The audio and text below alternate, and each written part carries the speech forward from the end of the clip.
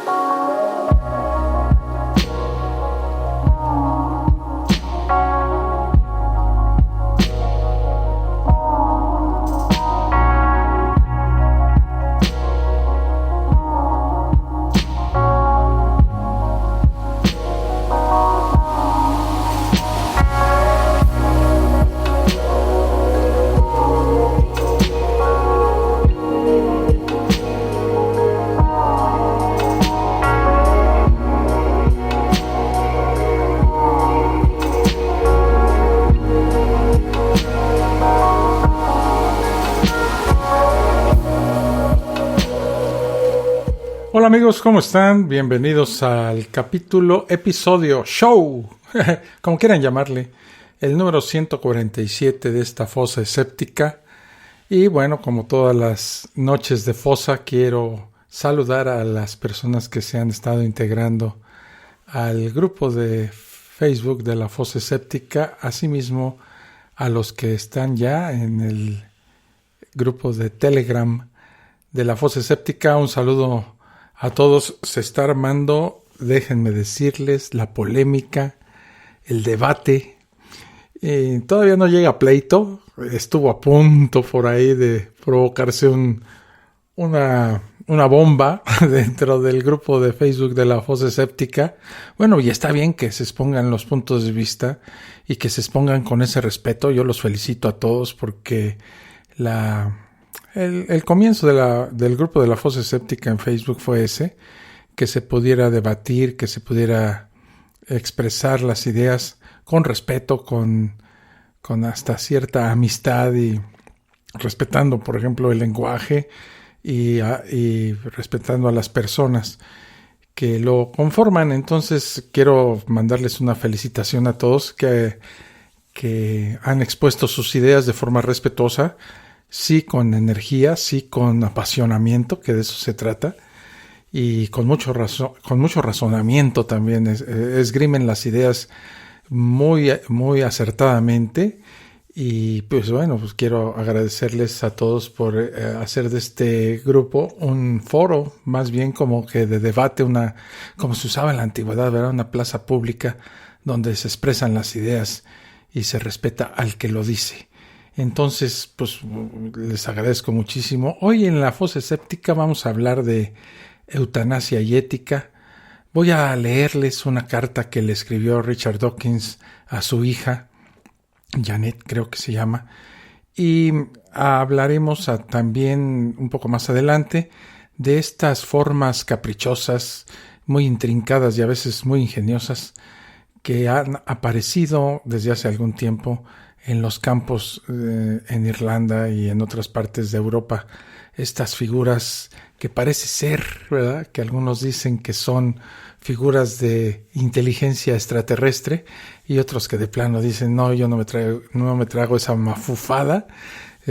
Son hechas por el hombre y son hechas por gente traviesa, ¿verdad?, gente bromista, que ha dejado esos dibujos en los pastizales y en los sembradíos en algunas partes de Europa.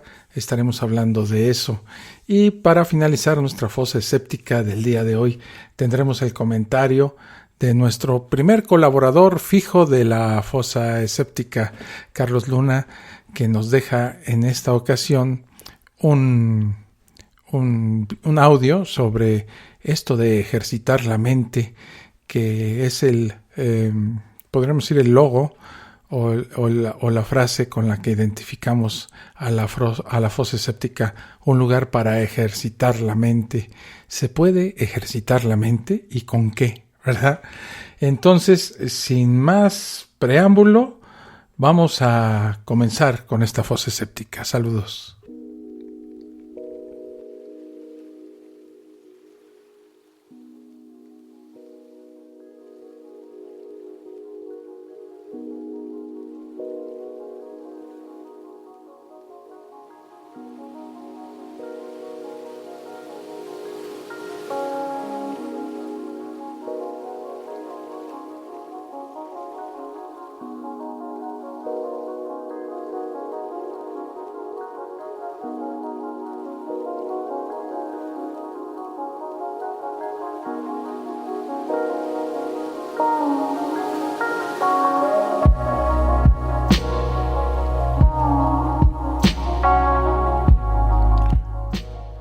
Si alguno tuviere un hijo contumaz y rebelde, que no obedeciere a la voz de su padre ni a la voz de su madre, y habiéndole castigado no les obedeciere, entonces lo tomarán su padre y su madre, y lo sacarán ante los ancianos de su ciudad, y a la puerta del lugar donde viva, y dirán a los ancianos de la ciudad: Este nuestro hijo es contumaz y rebelde. No obedece a nuestra voz, es glotón y borracho. Entonces todos los hombres de su ciudad lo apedrearán y morirá. Así quitarás el mal de en medio de ti, y todo Israel oirá y temerá. Estas bellísimas y tiernas frases de cómo matar a tu hijo que es rebelde y borracho y glotón, y que no obedece a la voz de los padres, viene escrita en el Deuteronomio, capítulo 21, versículos 18 al 21. A medida que las sociedades van desarrollando su sentido ético, muchas costumbres que antes eran perfectamente normales, justificables y correctas, terminan considerándose como abominaciones de épocas bárbaras. De la misma forma, comportamientos tabú que previamente eran considerados inmorales, gradualmente se van reconsiderando y aceptando. Por ejemplo, los sacrificios animales que tanto apreciaba Yahvé por el agradable olor del sebo y la sangre quemada, como se describe en el Levítico, se consideran hoy día como un acto de tribus bárbaras precientíficas. Nuestra ética actual entiende que las religiones basadas en un Dios que no perdona sino derrama sangre, que no es benévolo sino desquita su ira en una víctima expiatoria, son inmundicias morales de épocas precientíficas. En el occidente moderno, y con razón, una secta que se dedique a degollar carneros para ofrecerlos a sus dioses sanguinarios se vería en serios aprietos con las fuerzas policivas e incontables grupos defensores de animales. Otro ejemplo de esto es la esclavitud. Desde el Génesis hasta el Apocalipsis, la Biblia no fue capaz de prohibirla. Ni siquiera en la época de San Pablo se critica esta explotación injusta. Solo desde la Ilustración, cuando el racionalismo declaró los derechos del hombre y del ciudadano, la sociedad occidental llegó a un punto de inflexión en el cual se comprendió a cabalidad que la opresión del hombre por el hombre era una inmoralidad. A pesar de que los cristianos esclavistas del siglo XIX siguieron defendiendo su postura con la Sagrada Escritura, el espíritu secular de nuestra época se ha encargado de que todos comprendamos que la esclavitud es aborrecible, a pesar de que la palabra de Dios la defienda. Un caso particularmente enfermizo es la forma como la palabra de Dios manda a asesinar a los hijos desobedientes por lapidación, como lo vimos en la cita que hice del Deuteronomio. Cualquiera que hoy día considerara siquiera la validez de estas normas sería tratado como un psicópata desnaturalizado digno de cadena perpetua. Similarmente, solo una persona sociológicamente enferma y que considere a la mujer como una cosa, como una propiedad, rehusaría casarse con una que haya tenido una vida sexual normal y sana, como la habitual en nuestra sociedad. Si se siguiera el consejo de la Biblia, el esposo debería apedrearla en la puerta de la casa de su suegro si no la encontrara virgen en la noche de bodas. Esta ridícula postura machista y la sexofobia del cristianismo, que sataniza toda forma de afecto físico sexual fuera del matrimonio, es tomada en serio por pocas personas hoy en día, afortunadamente. ¿Es un hecho? Es un hecho. A medida que la humanidad avanza en materia ética, mandatos tenidos otrora como la palabra definitiva de los dioses se van descartando como leyes absurdas, injustas y a veces verdaderamente ridículas. En la actualidad, estamos en una transición similar. La ciencia ha establecido algunos datos fundamentales sobre nuestra existencia. En primer lugar, la dependencia de nuestra vida mental respecto al funcionamiento del cuerpo, del cerebro, establece sin margen de duda que no es un espíritu inmortal y eterno lo que anima a un cuerpo, sino que nuestra mente es el resultado del funcionamiento del encéfalo. A pesar de lo doloroso que pueda sonar, nuestra vida en la Tierra es la única oportunidad que tenemos para desarrollar nuestro potencial antes de pasar a la inexistencia. La ciencia también ha demostrado el vacío fáctico de las religiones tradicionales, y por esto los códigos éticos y morales arcaicos basados en una venganza post-mortem de la deidad son insostenibles en una sociedad moderna, culta, democrática y civilizada. Ya que no hay evidencias convincentes de la existencia de dioses que se preocupen por la vida humana, somos nosotros mismos los que tenemos que enfrentar nuestros problemas como seres sociales y los que damos sentido a nuestra existencia. Somos soberanos de nuestra propia vida. Esto nos lleva a la ruptura ética central de esta columna. La humanidad está comenzando a descubrir que el derecho a la vida no es ni absoluto ni renunciable. Hay uno mayor que es el derecho a vivir, y es el derecho a vivir dignamente. No obstante, los saboteos a medidas legislativas de creyentes en un papá imaginario que sería el dueño de la vida del hombre, y a pesar de que el concepto de dignidad tiene un fuerte componente subjetivo, hoy día estamos comenzando a comprender que el único con derecho a decidir sobre la propia existencia debe ser la misma persona.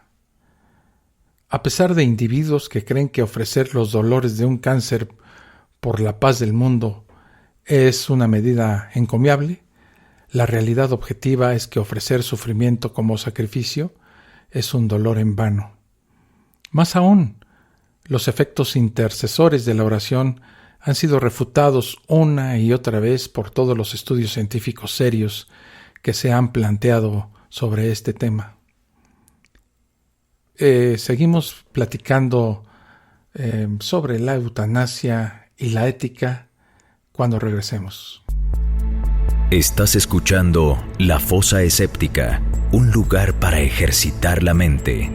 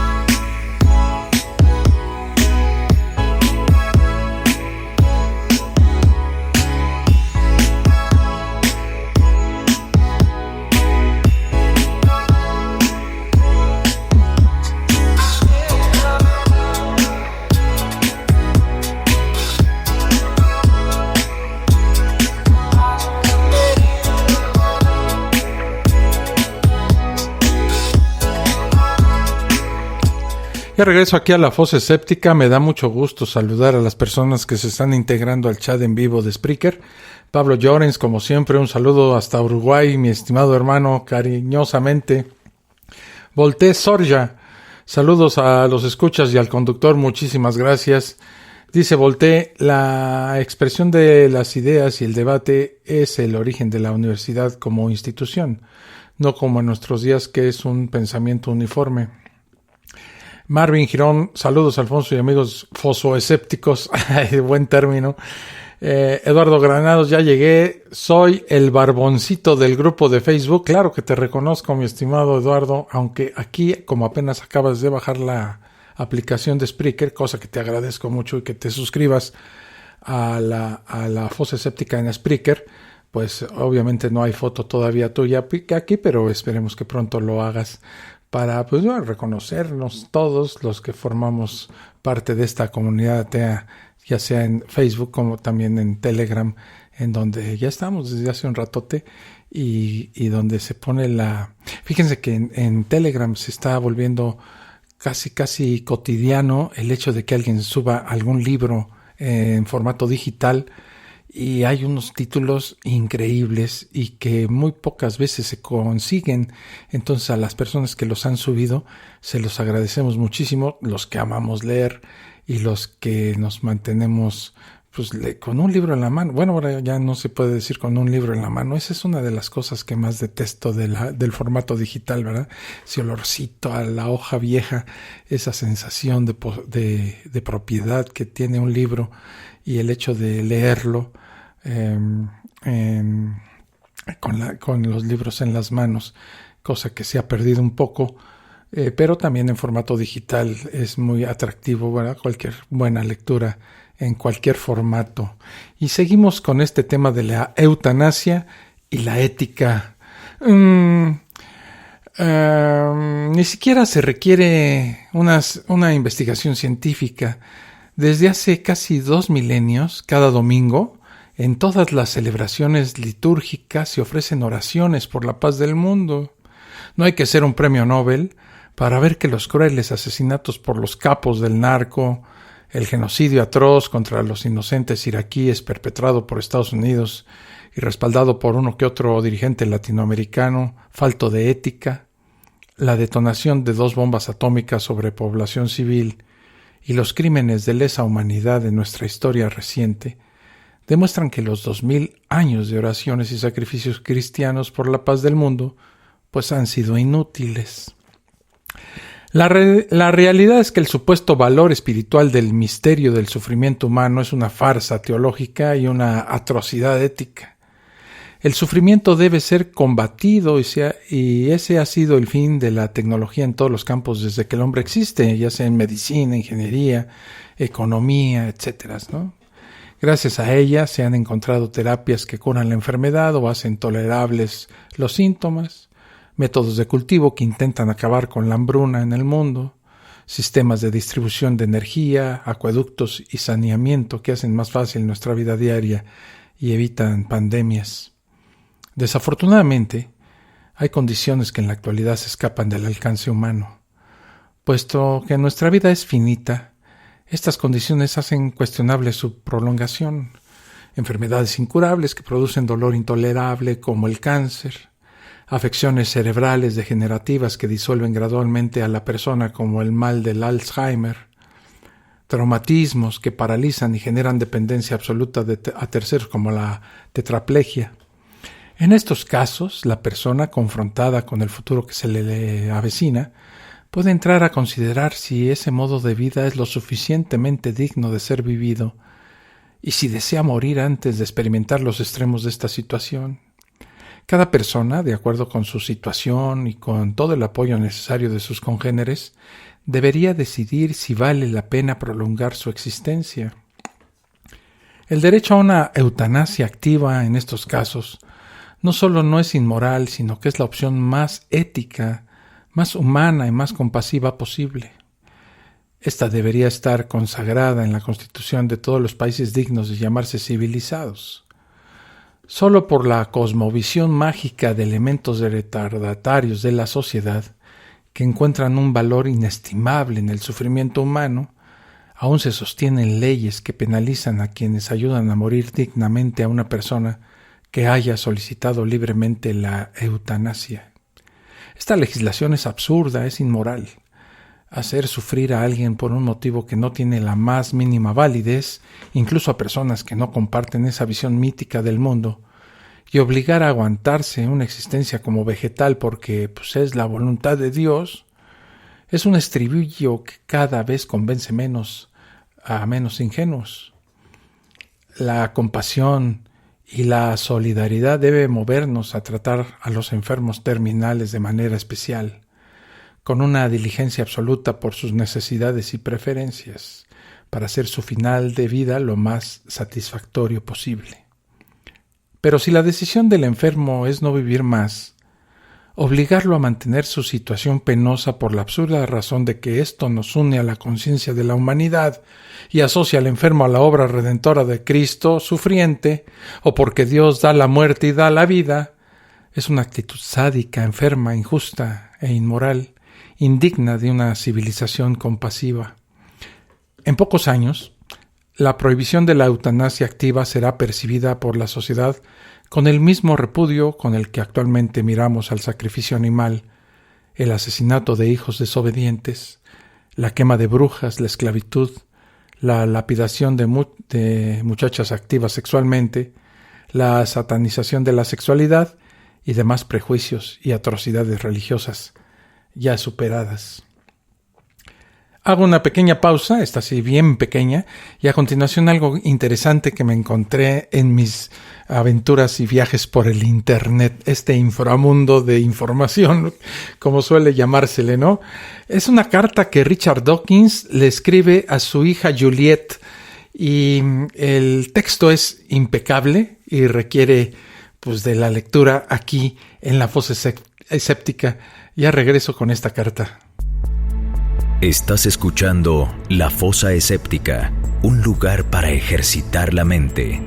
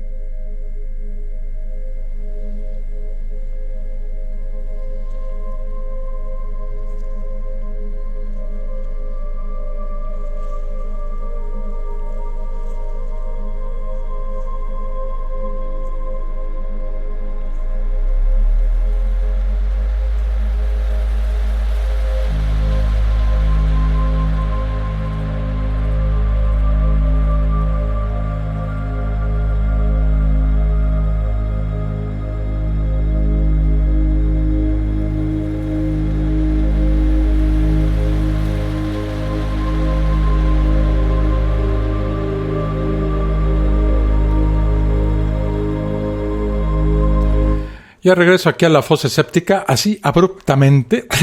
Marvin Girón nos dice, de acuerdo que la eutanasia debería de ser un derecho humano. Pues sí, amigo Marvin, y sobre todo cuando la persona que está padeciendo una enfermedad incurable o una invalidez que lo coloca a nivel de un vegetal, de mutuo propio, de voluntad propia, decide sobre su propia existencia. Y para mí debería ser un derecho, porque no hay más dueño de tu vida que tú mismo. Y tú sabes si quieres seguir con ese sufrimiento o optar por la eutanasia, ¿verdad? Que podría ser la solución más humana, más ética y menos sádica, como acabo de decirlo aquí en esta parte de la Fosa Escéptica.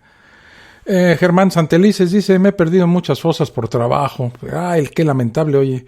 Nunca por aburrimiento. Bueno, eso me hace sentir mejor. Saludos, señor Villalpando, y saludos a todos los escuchas de la Fosa Escéptica. Pues muchas gracias, Germán. Esperemos, bueno, si es por trabajo está bien, oye, en estas épocas de pandemia y de tanto desempleo, tener trabajo es realmente, puedes sentirte afortunado y nada, a trabajar. Vamos ahora con la carta de Richard Dawkins a su hija. Dice, querida Juliet, ahora que has cumplido 10 años, quiero escribirte acerca de una cosa que para mí es muy importante. ¿Alguna vez te has preguntado cómo sabemos las cosas que sabemos? ¿Cómo sabemos, por ejemplo, que las estrellas que parecen pequeños alfileres en el cielo son en realidad gigantescas bolas de fuego como el Sol, pero que están muy lejanas? ¿Y cómo sabemos que la Tierra es una bola más pequeña que gira alrededor de una de esas estrellas, el Sol? La respuesta a esta pregunta es por la evidencia. A veces, evidencia significa literalmente ver, oír, palpar, oler, que es una cosa cierta. Los astronautas se han alejado de la Tierra lo suficiente para ver con sus propios ojos que es redonda. Otras veces, nuestros ojos necesitan ayuda. El lucero del alba parece un brillante centelleo en el cielo, pero con un telescopio podemos ver que se trata de una hermosa esfera, el planeta que llamamos Venus. Lo que aprendemos viéndolo directamente, oyéndolo, palpándolo, etc., se llama observación. Muchas veces la evidencia no es solo pura observación, pero siempre se basa en la observación. Cuando se ha cometido un asesinato, es corriente que nadie lo haya observado excepto el asesino y la persona asesinada. Pero los investigadores pueden reunir otras muchas observaciones que en conjunto señalen a un sospechoso concreto. Si las huellas dactilares de una persona coinciden con las encontradas en el puñal, eso demuestra que dicha persona lo tocó. No demuestra que cometiera el asesinato, pero puede ayudar a demostrarlo si existen otras muchas evidencias que apunten a la misma persona. A veces un detective se pone a pensar en un montón de observaciones y de repente se da cuenta de que todas encajan en su sitio y cobran sentido si suponemos que fue fulano el que cometió el asesinato. Los científicos, especialistas en descubrir lo que es cierto en el mundo y el universo, trabajan muchas veces como detectives. Hacen una suposición, ellos la llaman hipótesis, de lo que podría ser cierto. Y a continuación se dicen, si esto fuera verdaderamente así, deberíamos observar tal y cual cosa. A esto se le llama predicción. Por ejemplo, si el mundo fuera verdaderamente redondo, podríamos predecir que un viajero que avance siempre en la misma dirección acabará por llegar al punto del que partió. Cuando el médico dice que tiene sarampión, no es que te haya mirado y haya visto el sarampión. Su primera mirada le proporciona una hipótesis. Podrías tener sarampión. Entonces va y se dice, si de verdad tiene el sarampión, debería ver, y empieza a repasar toda su lista de predicciones, comprobándolas con los ojos. ¿Tienes manchas? Con las manos. ¿Tienes caliente la frente? Y con los oídos. ¿Te suena el pecho como suena cuando se tiene sarampión? Solo entonces se decide a declarar, diagnostico que la niña tiene sarampión.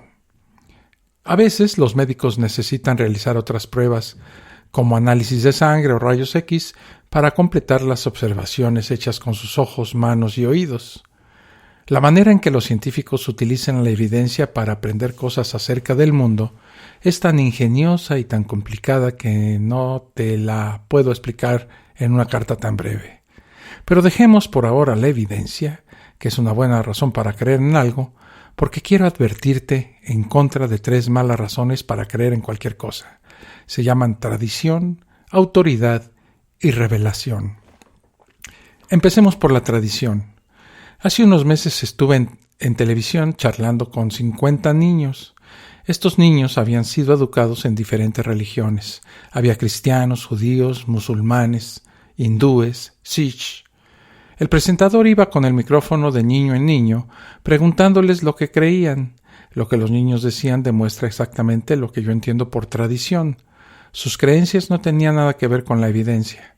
Se limitaban a repetir las creencias de sus padres y sus abuelos, que tampoco estaban basadas en ninguna evidencia.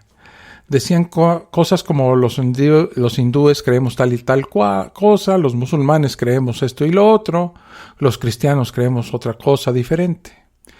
Como es lógico, dado que cada uno creía cosas diferentes, era imposible que todos tuvieran razón. Por lo visto, al hombre del micrófono esto le parecía muy bien, y ni siquiera lo animó a discutir entre ellos sus diferencias. Pero no es esto lo que me interesa en este momento. Lo que quiero preguntar es de dónde habían salido sus creencias. Habían salido de la tradición. La tradición es la transmisión de creencias de los abuelos a los padres a los hijos, y así sucesivamente, o mediante libros que se siguen leyendo durante siglos. Muchas veces las creencias tradicionales se originan casi de la nada.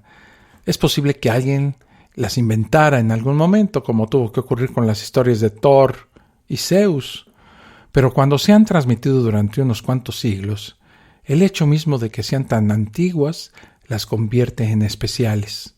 La gente cree ciertas cosas solo porque otra gente ha creído lo mismo durante siglos. Eso es la tradición. El problema de la tradición es que por muy antigua que sea una historia, es igual de cierta o de falsa que cuando se inventó la historia original.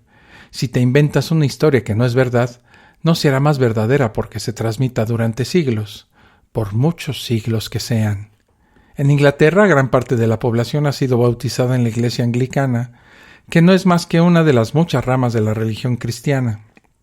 Existen otras ramas, como la ortodoxa rusa, la católica romana o la metodista. Cada una cree cosas diferentes. La religión judía y la musulmana son un poco más diferentes, y también existen varias clases distintas de judíos y de musulmanes.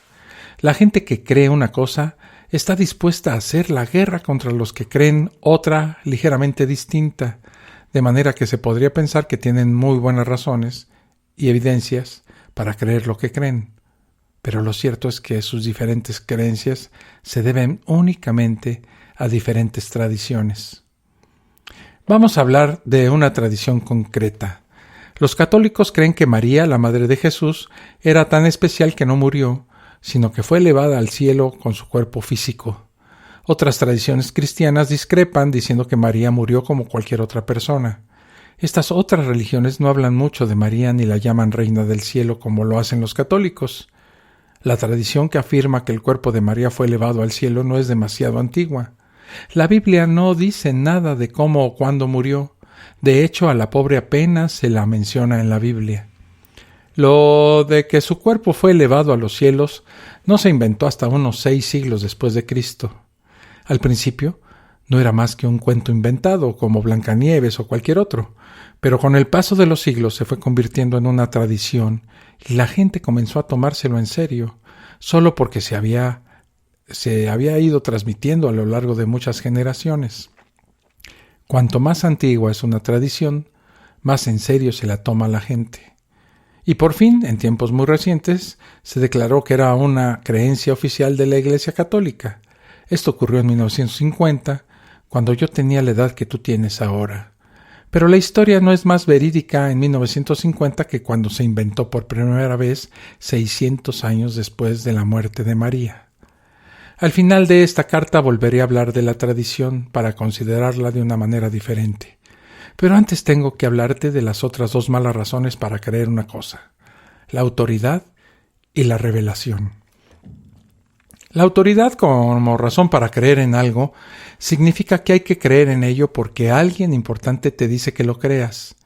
En la Iglesia Católica, por ejemplo, la persona más importante es el Papa. En una de las ramas de la religión musulmana, las personas más importantes son unos ancianos barbudos llamados ayatolás.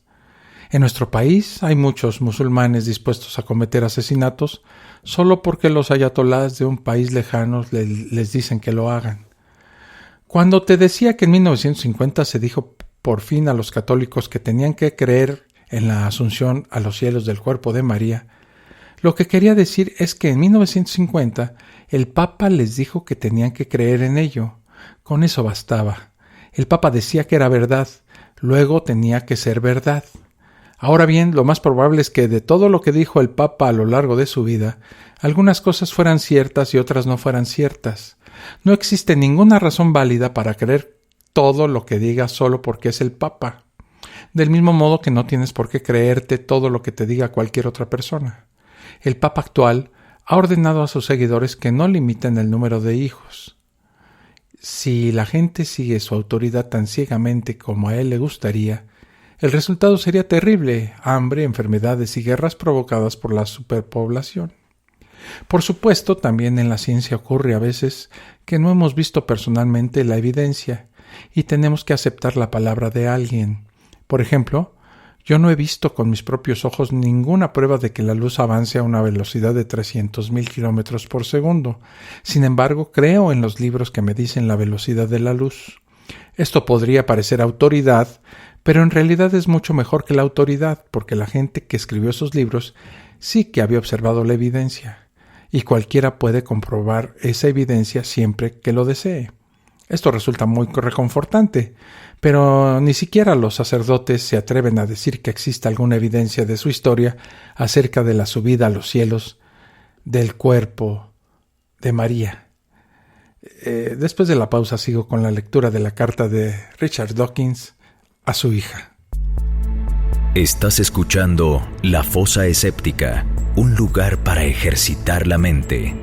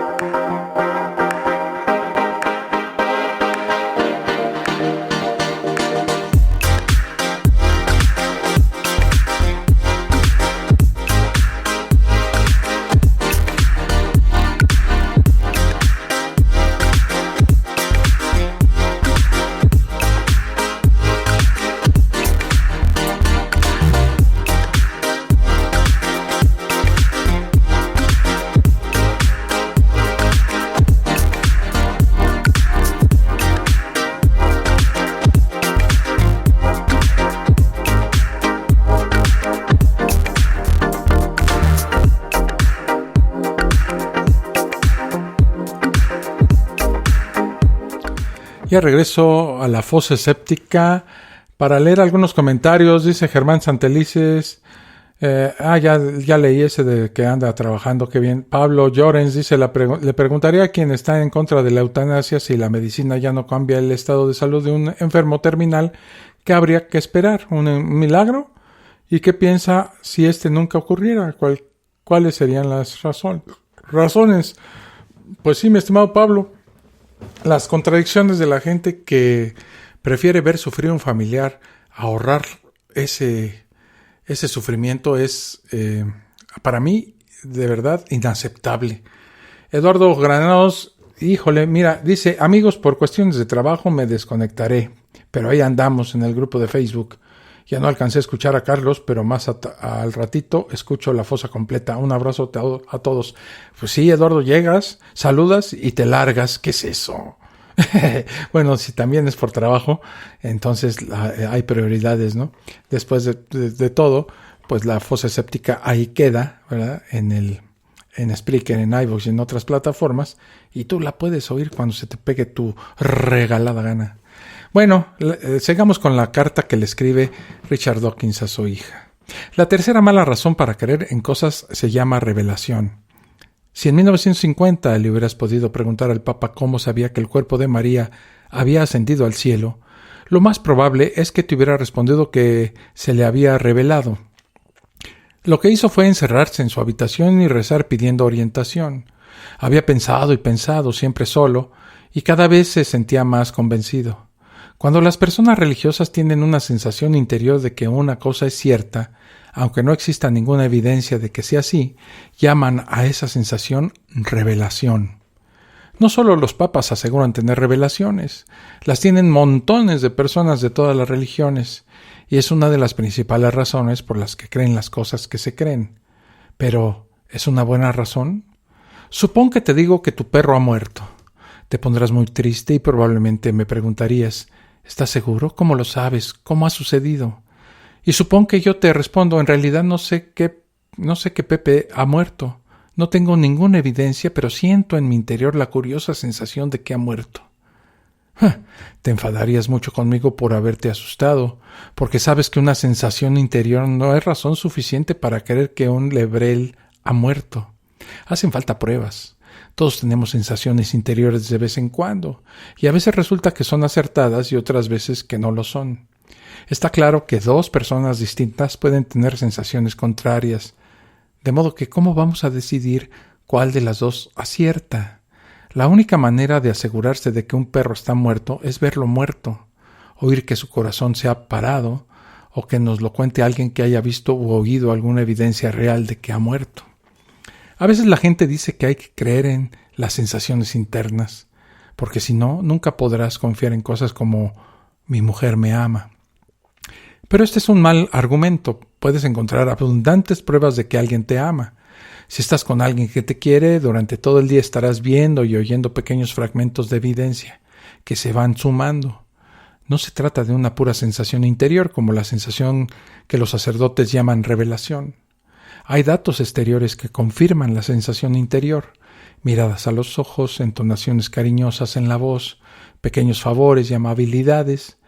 Todo eso es auténtica evidencia. A veces una persona siente una fuerte sensación interior de que alguien la ama, sin basarse en ninguna evidencia, y en estos casos lo más probable es que esté completamente equivocada. Existen personas con una fuerte convicción interior de que una famosa estrella de cine las ama, aunque en realidad la estrella ni siquiera las conoce. Esta clase de personas tienen la mente enferma. Las sensaciones internas tienen que estar respaldadas por evidencias, si no, no podemos fiarnos de ellas. Las intuiciones resultan muy útiles en la ciencia, pero solo para darte ideas que luego hay que poner a prueba buscando evidencias. Un científico puede tener una corazonada acerca de una idea que de momento solo le parece acertada. En sí misma, esta no es una buena razón para creer nada, pero sí que puede ser razón suficiente para dedicar algún tiempo a realizar un experimento concreto o buscar pruebas de una manera concreta. Los científicos utilizan constantemente sus sensaciones interiores para sacar ideas, pero estas ideas no valen nada si no se apoyan con evidencias. Te prometí que volveríamos a lo de la tradición para considerarlo de una manera distinta. Me gustaría intentar explicar por qué la tradición es importante para nosotros. Todos los animales están construidos, por el proceso que llamamos evolución, para sobrevivir en el lugar donde su especie vive habitualmente. Los leones están equipados para vivir en las llanuras de África, los cangrejos de río están construidos para sobrevivir en agua dulce y los bogavantes para sobrevivir en agua salada. También las personas somos animales y estamos construidos para sobrevivir en un mundo lleno de otras personas. La mayoría de nosotros no tiene que cazar su comida como los leones y los bogavantes. Se la compramos a otras personas, que a su vez se las compraron a otras. Nadamos en un mar de gente. Lo mismo que el pez necesita branquias para sobrevivir en el agua, la gente necesita cerebros para poder tratar con otra gente. El mar está lleno de agua salada, pero el mar de gente está lleno de cosas difíciles que hay que aprender, como el idioma. Tú hablas inglés, pero tu amiga Anne Catherine habla alemán.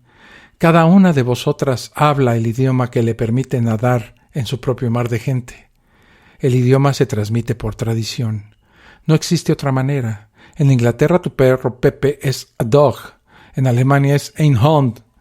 Ninguna de estas palabras es más correcta o verdadera que la otra. Las dos se transmiten de manera muy simple. Para poder nadar bien en su propio mar de gente, los niños tienen que aprender el idioma de su país y otras muchas cosas acerca de su pueblo. Y esto significa que tienen que absorber, como si fueran papel secante, una enorme cantidad de información tradicional. Recuerda que información tradicional significa simplemente cosas que se transmiten de abuelos a padres y de padres a hijos. El cerebro del niño tiene que absorber toda esa información tradicional y no se puede esperar que el niño seleccione la información buena y útil, como las palabras del idioma, descartando la información falsa o estúpida, como creer en brujas, en diablos y en vírgenes inmortales. Es una pena, pero no se puede evitar que las cosas sean así. Como los niños tienen que absorber tanta información, es probable que tiendan a creer todo lo que los adultos les dicen, sea cierto o falso, tengan razón o no. Muchas cosas que los adultos les dicen son ciertas y se basan en evidencias, o por lo menos en el sentido común. Pero si les dicen algo que sea falso, estúpido o incluso maligno, ¿cómo se puede evitar que el niño se lo crea también? ¿Y qué harán esos niños cuando lleguen adultos? Pues seguro que contárselo a los niños de la siguiente generación. Y así, en cuanto la gente ha empezado a creerse una cosa, aunque sea completamente falsa y nunca existieran razones para creérsela, se puede seguir creyendo para siempre. ¿Podría ser esto lo que ha ocurrido con las religiones? Creer en uno o varios dioses, en el cielo, en la inmortalidad de María, en que Jesús no tuvo un padre humano, en que las oraciones son atendidas, en que el vino se transforma en sangre. Ninguna de estas creencias está respaldada por pruebas auténticas. Sin embargo, millones de personas las creen, posiblemente porque se les dijo que las creyeran cuando todavía eran suficientemente pequeñas como para creerse cualquier cosa. Otros millones de personas creen en cosas diferentes, porque se les dijo que creyeran cuando eran niños. A los niños musulmanes se les dicen cosas diferentes a las que se les dicen a los niños cristianos, y ambos grupos crecen absolutamente convencidos de que ellos tienen razón y los otros se equivocan. Incluso entre los cristianos, los católicos creen cosas diferentes de las que creen los anglicanos, los episcopalianos, los shakers, los cuáqueros, los mormones o los holy rollers, y todos están absolutamente convencidos de que ellos tienen la razón y los otros están equivocados. Creen cosas diferentes por las mismas razones por las que tú hablas inglés y tu amiga Anne Catherine alemán. Cada uno de los idiomas es el idioma correcto en su país, pero de la religión no se puede decir que cada una sea la correcta en su propio país, porque cada religión afirma cosas diferentes y contradice a las demás. María no puede estar viva en la católica Irlanda del Sur y muerta en la protestante Irlanda del Norte. ¿Qué se puede hacer con esto? A ti no te va a resultar fácil hacer nada, porque solo tienes 10 años. Pero podrías probar una cosa. La próxima vez que algo parezca importante, piensa para tus adentros, ¿es esta una de esas cosas que la gente suele creer basándose en evidencias? ¿O es una de esas cosas que la gente cree por tradición, autoridad o revelación? Y la próxima vez que alguien te diga que una cosa es verdad, prueba y pregúntale, ¿qué pruebas existen de ello? Y si no pueden darte una buena respuesta, espero que lo pienses muy bien antes de creer una sola palabra de lo que te digan. ¿Te quiere tu papá? Interesante la carta que le escribe Richard Dawkins a su hija Juliet cuando ella apenas tenía 10 años de edad. Voy a hacer una pausa, señoras y señores, y ya regreso con esto de los círculos en los cultivos y otras hierbas, y más adelante el comentario de Carlos Luna que me dejó hoy en el mail de lafosaséptica@hotmail.com y que con mucho gusto transmitiré el día de hoy. Estás escuchando La Fosa Escéptica, un lugar para ejercitar la mente.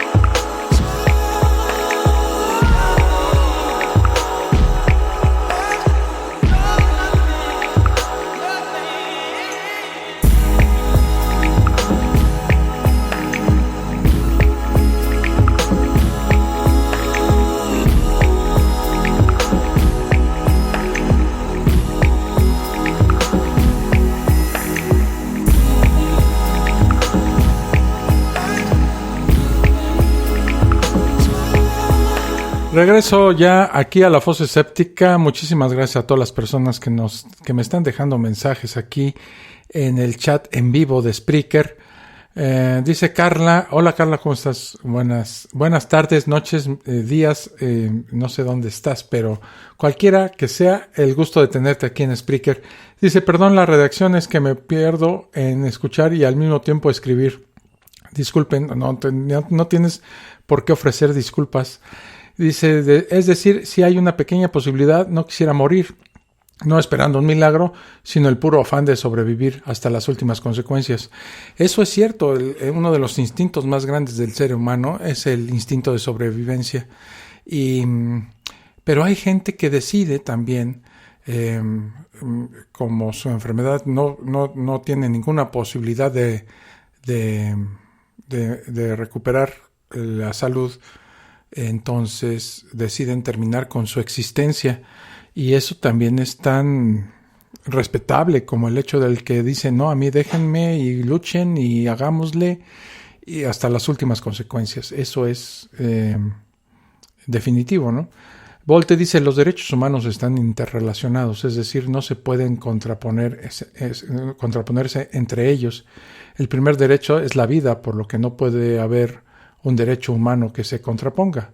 Por eso sería complicado verlo como un derecho humano a la eutanasia. Dice Pablo Llorens, dice, hay casos de muerte cerebral irreversible. Dejar en agonía a un ser humano en esa condición es reflejo de una ilusión. Ricardo Galdames, saludos desde Honduras. Mi estimado Ricardo, hasta ahora sé que vives en Honduras. Pues saludos a la hermana República Hondureña. Volte dice, la eutanasia es un tema que tiene varias aristas y situaciones. Es un tema más complejo de lo que parece. Sí, claro que sí. De hecho, es muy parecido al aborto. Y cada caso particular es completamente diferente, ¿verdad? Entonces, cada situación se debe tomar como única. Y eso es lo que pienso yo. Pasemos a otra cosa. De círculos en los cultivos y otras hierbas. Si hay algo medular en la raza humana es la comunicación. Somos seres sociales y la base de nuestras relaciones es el lenguaje. Todas estas se basan en una u otra forma de comunicación. Se comunican ideologías políticas, ideas científicas, propuestas económicas, negocios, petición de favores, actitudes lúdicas y propuestas sexuales entre infinitas instancias que pudieron citarse. Uno de los aspectos fundamentales de ella es la claridad. El emisor de un mensaje siempre debe pensar en su receptor. Debe hacer su mensaje y su medio de transmisión lo más claro posible, para que la idea que pretende comunicar llegue a buen destino. Por ejemplo, si el autor de una columna para un periódico mexicano la escribiera en código Morse o en sánscrito, pues sería un inepto, pues prácticamente ningún lector del diario podría entenderla. Se requeriría educación militar o estudios superiores para ello. Nuestra calidad de Homo sapiens, la inteligencia, ha puesto la naturaleza a nuestro servicio. En el caso que nos ocupa, pues nos ha brindado medios de comunicación asombrosos, desde el lenguaje hablado y por señas, que es tan natural que su origen se pierde en las brumas de la prehistoria, pasando por la pintura rupestre, la escritura en hueso, piedra, tablillas de barro, madera, cuero o papel, cuernos y tambores para enviar sonidos potentes a largas distancias, señales de humo o de luz de lámparas. La capacidad y alcance de la comunicación humana se fue ampliando de forma exponencial. Al incorporar los medios de transporte a los medios de comunicación más simples, se lograron adelantos tremendos en distancia y velocidad, como el sistema de correo postal, inicialmente transportado por heraldos corredores, luego jinetes de caballos y carrozas, después por trenes y automóviles, y hoy día con aviones y transatlánticos que hubieran parecido milagros incomprensibles al aborigen arcaico que se comunicaba golpeando tambores en la selva. Los grandes avances científicos del siglo XIX, XX y XXI en los campos del electromagnetismo y de la mecánica cuántica nos dejaron como herencias medios de comunicación que habrían impactado a todos nuestros ancestros más cercanos. La radio, inicialmente con código Morse y luego con audio, la televisión, satélites espaciales, cables coaxiales o líneas de fibras ópticas que transmiten señales láser moduladas con terabytes de información cada segundo. Es que hoy día se ha logrado el sueño de miles de psíquicos y videntes a lo largo de la historia, Por medio de un teléfono celular con cámara, puedo transmitir lo que pienso o lo que veo en fracciones de segundo a cualquier conocido al otro extremo del planeta. Cualquier logro imaginario de un presunto telépata o vidente palidecería ante lo que podemos comunicar a través de un celular. El Internet es tal vez el más grandioso logro tecnológico de la humanidad hasta ahora. Miles de volúmenes clásicos y modernos se encuentran hoy digitalizados en bibliotecas virtuales para el uso de quien quiera que dedique algo de tiempo que gasta en ver pornografía a fines un poco más elevados intelectualmente. Es que hoy en día cualquiera con una computadora y una conexión a Internet puede hacer una videoconferencia vía Zoom o Skype con cualquiera de sus familiares en el extranjero, algo que solo unos años atrás era tema de películas de ciencia ficción. Hay un aspecto clave de la tecnología: somos capaces de reproducir todos y cada uno de los medios primitivos. Cualquier ser humano moderno podría escribir en hojas de papiro o con algo más de indagación, fabricar papel artesanal y escribir un códice completo con sus ideas para la posteridad. Podríamos usar señales de humo para enviar mensajes a distancia. Podríamos fabricar imprentas manuales como las de Gutenberg. Podríamos usar tambores o lámparas y código Morse para transmitir una idea, de ser necesario. Los medios de nuestros ancestros resultan transparentes y primitivos en la era del iPhone y del Internet. A fines del siglo pasado, comenzaron a aparecer unos misteriosos círculos en campos de cebada y trigo en Inglaterra. Inicialmente fueron adjudicados a huellas de naves extraterrestres, pero posteriormente algunos científicos, entre comillas, los adjudicaron a pequeños ciclones que aplastarían a las plantas en forma espiral. La imbecilidad de esta explicación queda patente cuando uno se hace la pregunta de que si un ciclón puede permanecer en un mismo sitio sin desplazarse y dibujar cosas en los campos de cebada o de trigo, ¿verdad? Cuando se daban estos intentos de aclaración en los medios, los círculos respondían haciéndose más complejos. Figuras concéntricas que mostraban aplastamiento en direcciones opuestas, círculos con figuras rectilíneas que los atravesaban, espirales formadas de círculos crecientes, svásticas, ideogramas como el del yin-yang y finalmente fractales con un nivel de complejidad tal que no dejaban lugar a duda. No eran fenómenos naturales, eran creaciones de inteligencias. Además comenzaron a surgir no solo en Inglaterra, sino en Australia, Japón, Estados Unidos y posteriormente en el resto del mundo. Los creyentes en platillos voladores llegaron a una conclusión: con toda seguridad eran mensajes extraterrestres. Los medios de comunicación hacían su agosto con el misterio, ¿verdad? ¿Qué significaban los agroglifos? Agroglifos. Sí, es el nombre que idearon los ufólogos para acortar la aparatosa expresión círculos en los sembrados. ¿Qué querían decirnos los extraterrestres? ¿Nos advertían de crisis globales como la destrucción de la capa de ozono o el calentamiento global? ¿Nos pedían volver a la espiritualidad abandonada por nuestra cultura inhumana y tecnocrática? ¿Nos advertían del holocausto nuclear, el fin del mundo? Los pensadores críticos veían esto totalmente absurdo. Para ellos era un fraude patente de algunos bromistas.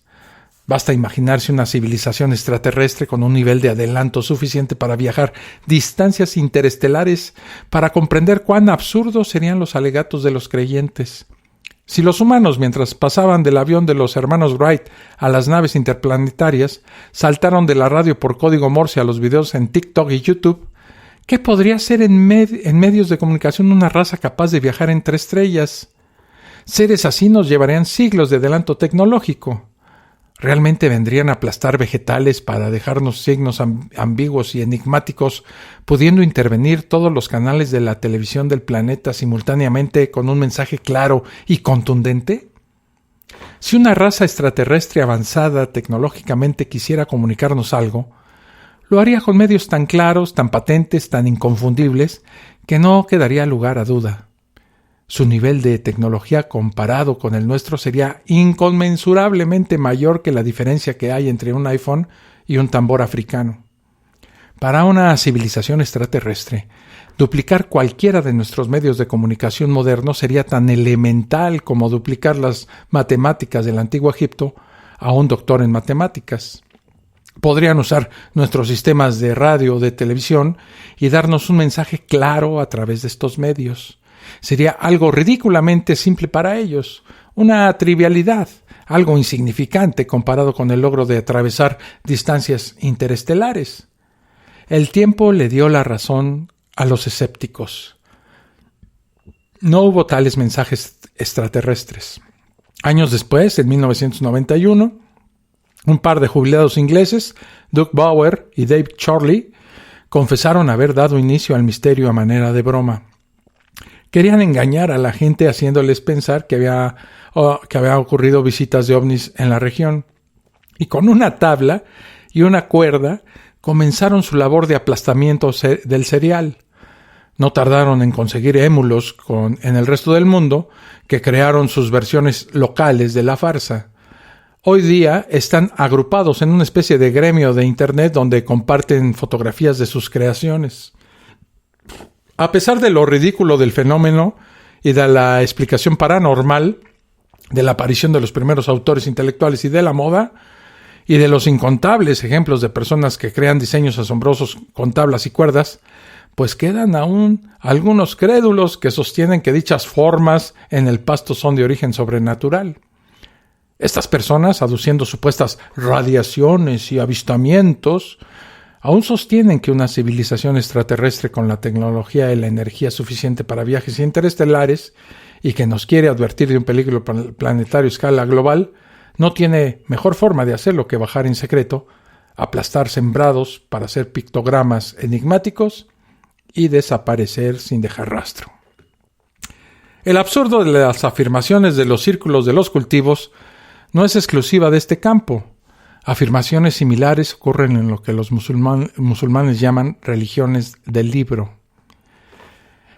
En este caso se nos quiere hacer creer que una inteligencia infinitamente superior a nosotros quiere comunicarle un mensaje fundamental a la humanidad.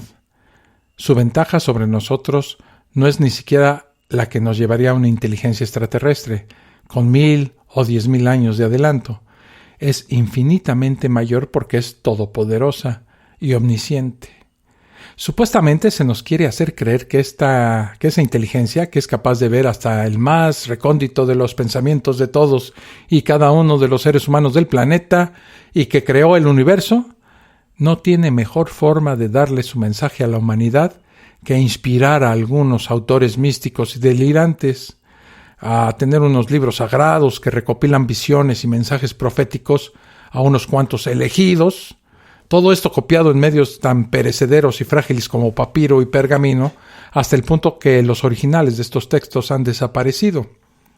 Por supuesto me refiero a la Torá, la Biblia, el Corán, los Vedas y la caterva de libros inspirados que atesora la humanidad como mensajes de las divinidades. Cuando se examinan estos mensajes de la superinteligencia, no encontramos más que narraciones de guerras tribales arcaicas, masacres, mandamientos absurdos e injustos, supersticiones, errores históricos, profecías fallidas, normas morales inaplicables e incluso supuestos sacrificios expiatorios perfectos porque la supuesta superinteligencia no fue capaz de encontrar mejor forma de perdonar a la humanidad que masacrando a alguien en un holocausto. Después de escribir esos cúmulos de insensateces, la superinteligencia mágicamente desapareció sin dejar rastro, excepto algunas dudosas evidencias en algunos cultos, donde se dan curiosas psicosomáticas tras los gritos estridentes de algún pastor chillón, o se dan mensajes ambiguos del Espíritu Santo o de la Virgen María, que nos instan a convertirnos y a ser más espirituales para acabar con las injusticias del planeta. El pensador crítico reconoce lo absurdo de estas religiones. Si un ser infinitamente poderoso e inteligente quisiera comunicar su mensaje a toda la humanidad, no tendría más que hablar simultáneamente de forma objetiva su mensaje a todas las personas del planeta al mismo tiempo. Podría usar infinitos medios infinitamente pedestres para su poder, intervenir todos los radios, televisores y computadoras del planeta, generar sonido en la estratosfera simultáneamente haciendo saber de su presencia, mover las estrellas visibles para que apareciera su mensaje en caracteres alfabéticos occidentales o en ideogramas chinos, prender y apagar el sol en clave Morse, aparecerse holográficamente a todos los humanos reunidos en el planeta al mismo tiempo. Las posibilidades para un ser todopoderoso serían infinitas.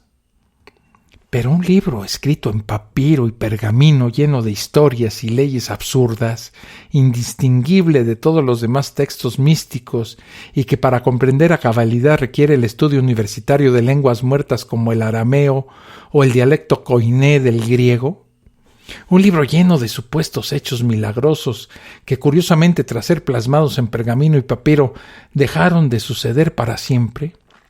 Un libro tan ambiguo que ha generado miles de sectas mutuamente excluyentes y un número mayor de guerras religiosas sangrientas. Un ser todopoderoso y omnisciente que quisiera hacer llegar un mensaje claro, diáfano y sin ambigüedad a todos sus hijos amados de la humanidad, no hubiera tenido problema en hacerlo. Tal ser sabría de nuestras limitaciones interpretativas y hubiera dado su mensaje en un medio que no presentara ambigüedad. Su mensaje hubiera sido tan patente que ningún humano cuerdo podía dudar de él. Toda la humanidad sabría sin lugar a dudas lo que esta inteligencia quisiera achacarnos a los humanos imperfectos. ¿Verdad? La culpa de los miles de sectas violentas que han surgido por nuestra mala interpretación. Esto habla, por el contrario, de la ineptitud de dioses todopoderosos que no tuvieron en cuenta la incapacidad interpretativa de los destinatarios de su mensaje. No fueron capaces de transmitir de forma clara su idea.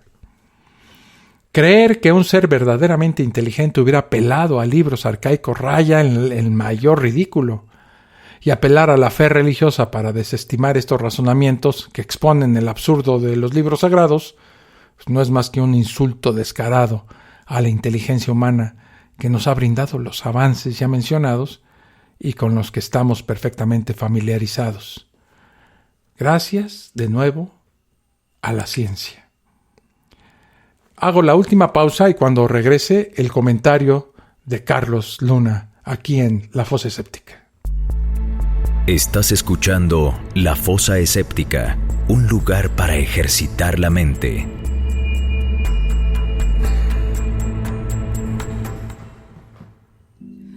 Everybody wants a taste of me.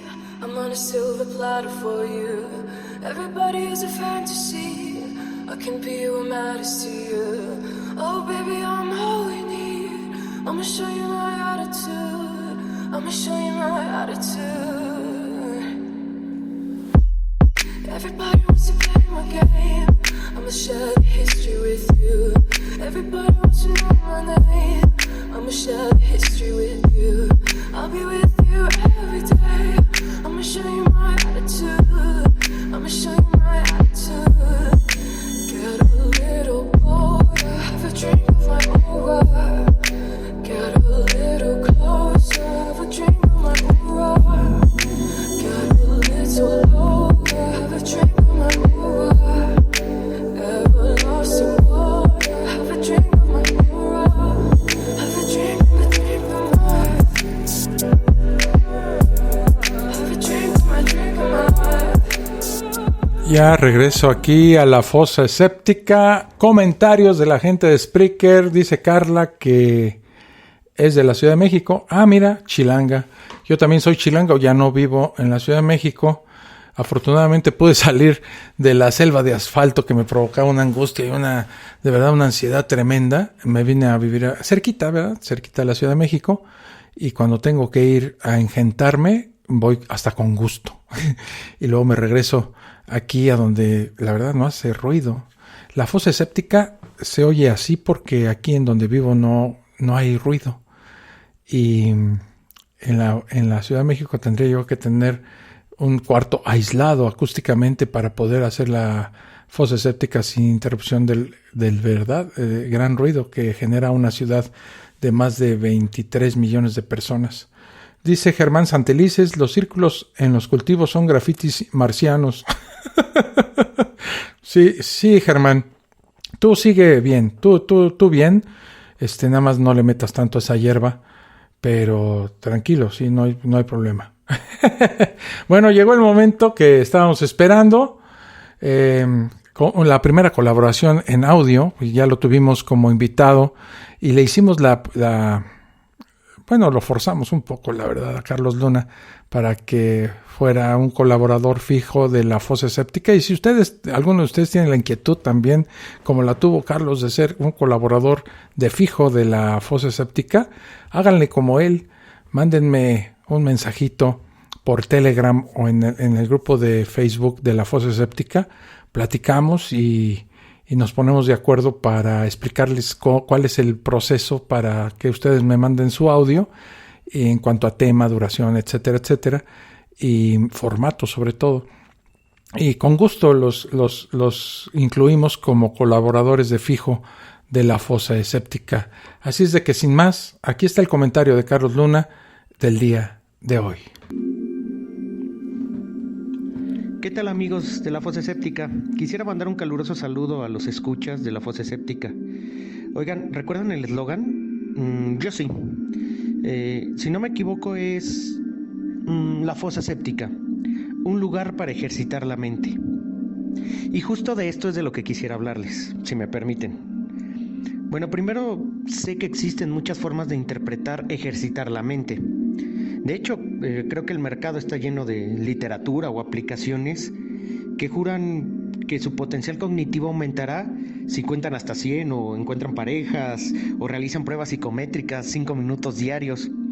Obviamente, ¿no? Nada de esto ha sido comprobado y de hecho muchas de esas aplicaciones han sido demandadas por no poder comprobar aquello que aseguran, que es aumentar el ejercitar la mente o aumentar el proceso cognitivo. También podemos hablar de muchos libros que hablan sobre esto. Quiero tener el proceso de la duda en estos casos y suponer que hay algunos que funcionan, aunque por el momento no hay estudios que lo marquen. Pero fíjense, me acerco más a lo que diría Henry Hazlitt. Henry Hazlitt decía que probablemente hoy es la época en la que menos se piensa. Espérense un momento. Antes de que saquen sus estadísticas donde me mencionan que nunca hubo tanto conocimiento como ahora, o que los números de los lectores y los libros disponibles han aumentado como nunca en la historia de la humanidad, y antes que cualquier cosa, quiero decirles algo. Estoy de acuerdo con eso, pero quisiera poner en perspectiva un pequeño detalle. Si yo les preguntara, ¿cuál es el mayor de los males? Y me refiero al mayor de los males que aqueja este mundo. Bueno, quizá a lo mejor los socialistas me dirían o contestarían que son los capitalistas, los providas señalarían a los proaborto, o los conservadores argumentarían que los progresistas. Quizá los ateos hablarían de creyentes, o imagino que algunos intelectuales dirían que son los medios masivos de comunicación que toman el control de tu voluntad. No voy a discutir ninguno de estos, sino que quisiera decir que sin importar la etiqueta que manejemos, estoy seguro que cada quien tiene su favorito. Yo, en especial, también tengo el mío. La quiebra del pensamiento. Y en este momento estoy citando a Hazlitt. Creo que el problema el día de hoy es que la gente ya no piensa, sino toma las ideas de otros y las piensa como suyas. Esto incluye una férrea defensa de ideas aprendidas de otro lado o las discusiones con los familiares. Ojo, no estoy hablando del conocimiento como tal. Qué bueno que conozcamos cosas, pero de conocerlas a comprenderlas, a entenderlas o manejarlas, hay una gran diferencia. Recuerdo mucho la verdad aquí estoy en plena fe del acto, que decían que Einstein decía que tú no habías entendido nada si no podías explicárselo a tu abuela, y lo entendía.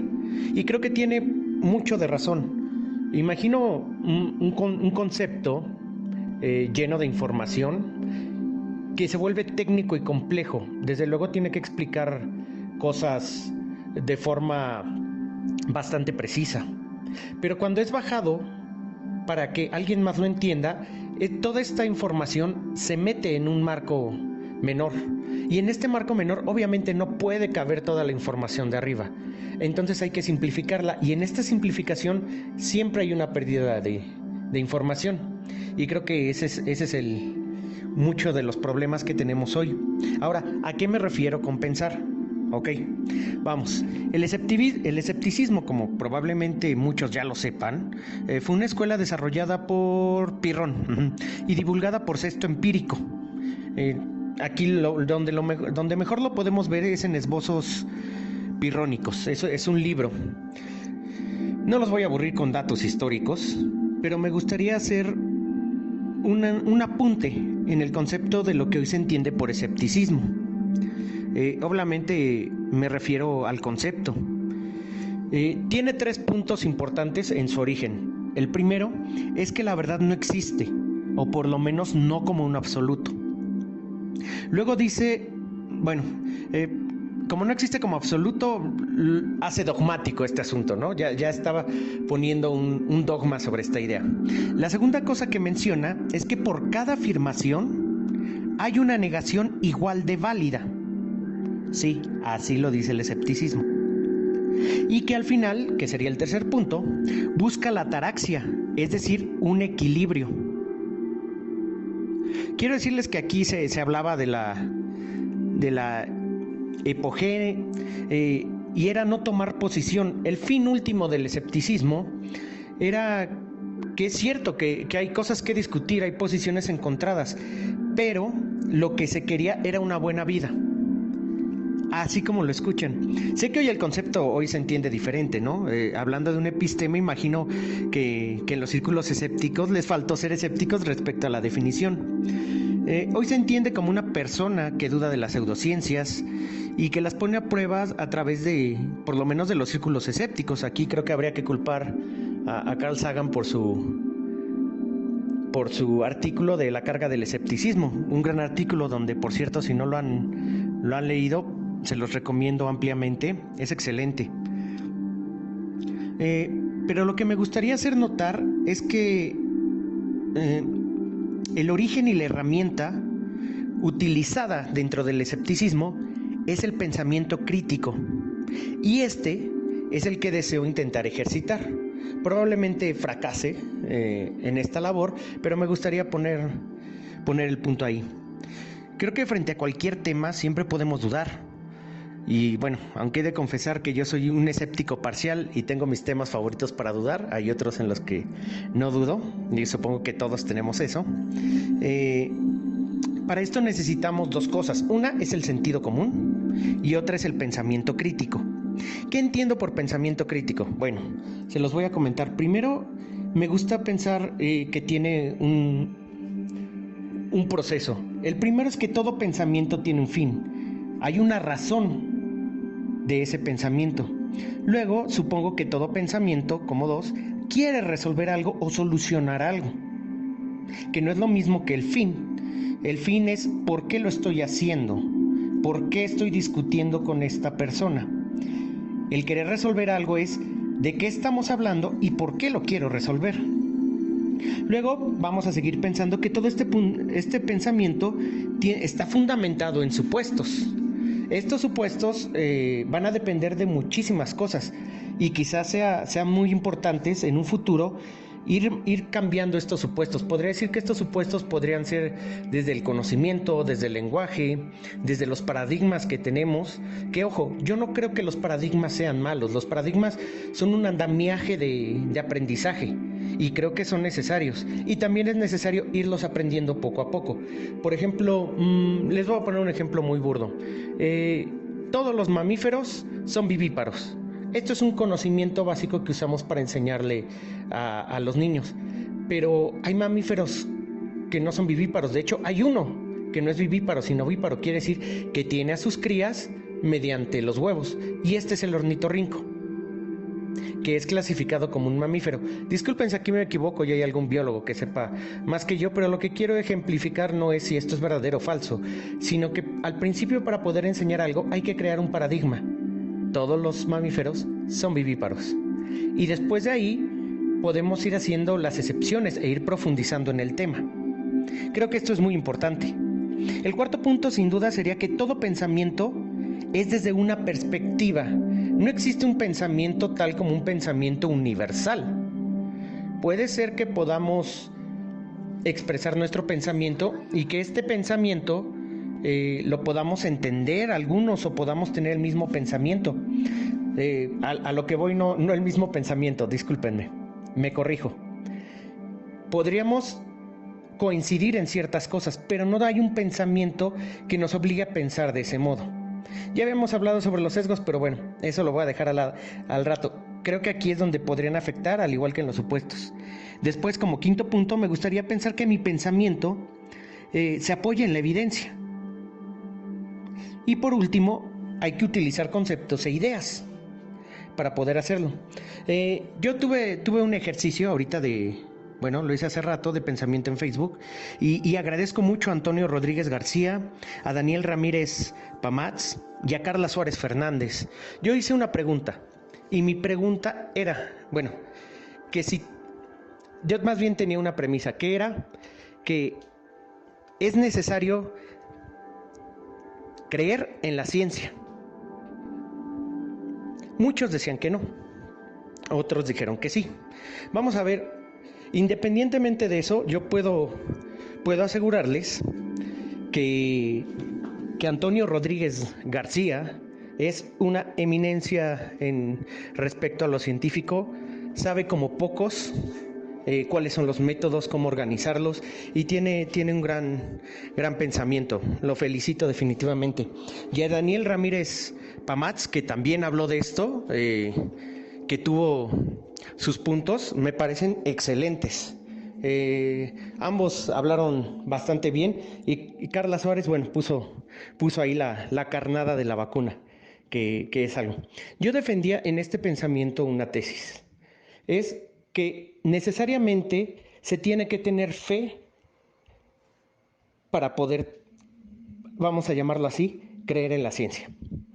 ¿Por qué?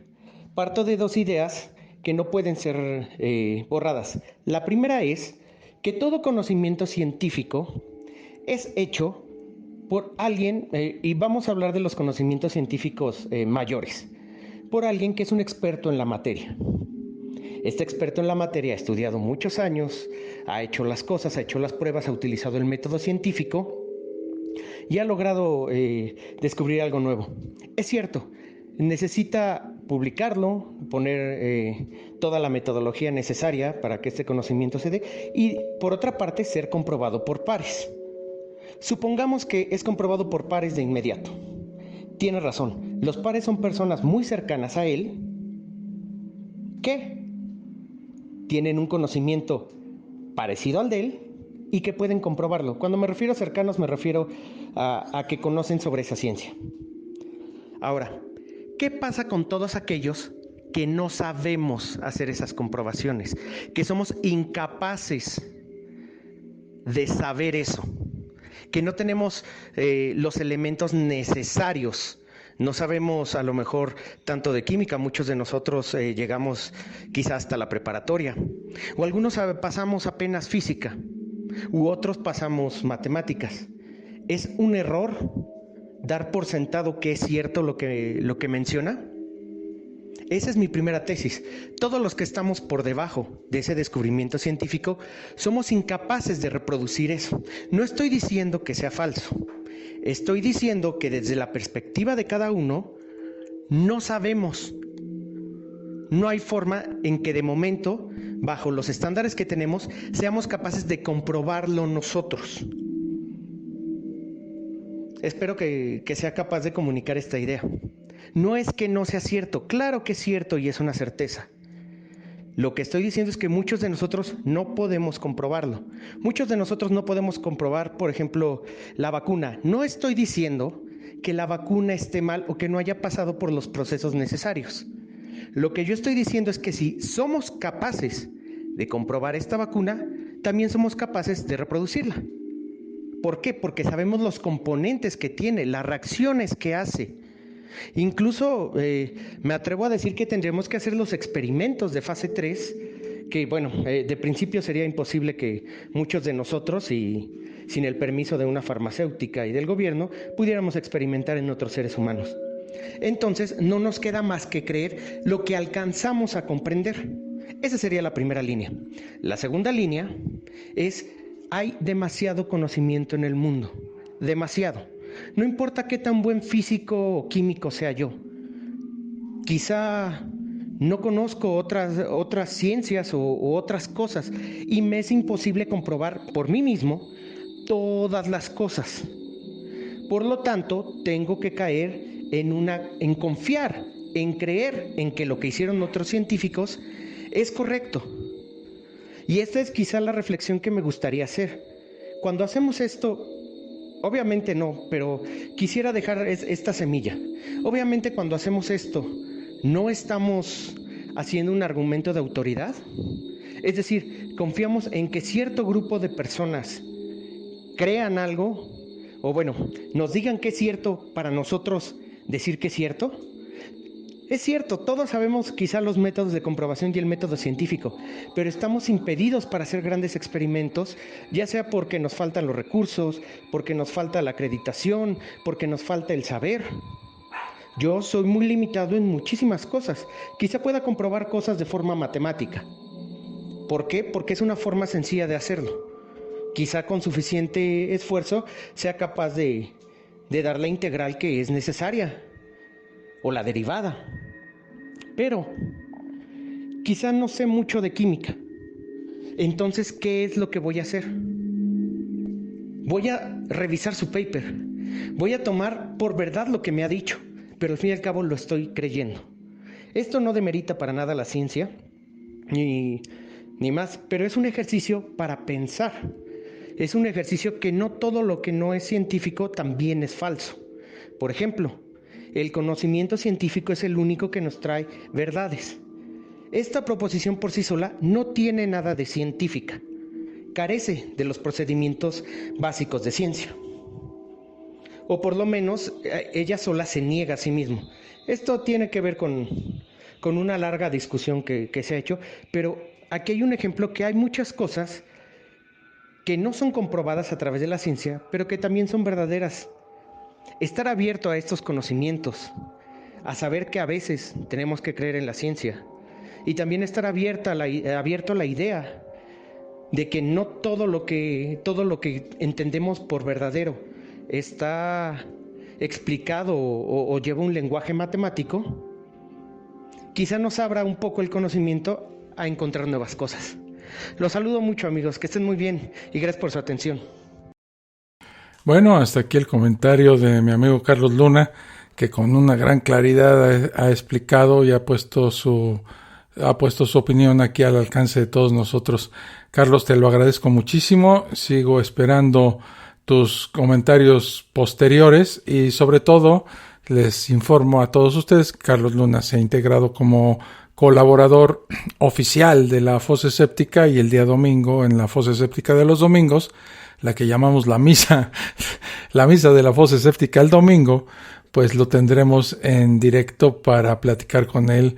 No sé de qué tema, pero seguramente tan interesante como el que ha puesto aquí sobre la mesa en la Fosa Escéptica y en el grupo de Facebook, también en Telegram. Él es una parte muy activa de estos dos medios de comunicación, aparte de La Fosa como podcast.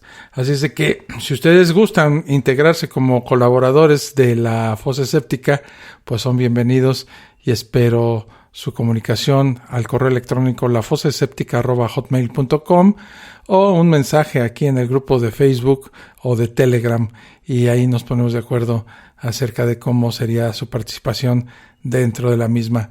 Esto es todo lo que tengo para el día de hoy. Mensajitos en vivo. Dice concuerdo, dice Germán Santelices, los círculos de los cultivos son grafitis marcianos, eso ya lo leímos. Ricardo Galdames dice concuerdo, ahora parece que doliera pensar, y a quien piensa un poco más se tilda de loco. Carla dice, de alguna manera los científicos tienen fe en sus ideas y así continuar hasta encontrar nuevos descubrimientos. La fe no es necesaria, la fe es necesaria, pero no es lo único que requiere un científico, sino el hecho de experimentar y comprobar si esa fe está basada en evidencia y si no, se desecha, ¿verdad? Es la ventaja, lo maravilloso, la gran hermosura de la ciencia es que se autocorrige de manera automática, ¿verdad? Bueno, pues hasta aquí la fosa escéptica del día de hoy. Les agradezco mucho su atención y nos vemos en la próxima. Por favor, cuídense y pásensela bien. Nos vemos en la próxima. Esto fue La Fosa Escéptica, un lugar para ejercitar la mente, con Alfonso Villalpando. Te esperamos en el próximo capítulo a través de Spreaker, Spotify, Apple Podcasts y iVoox.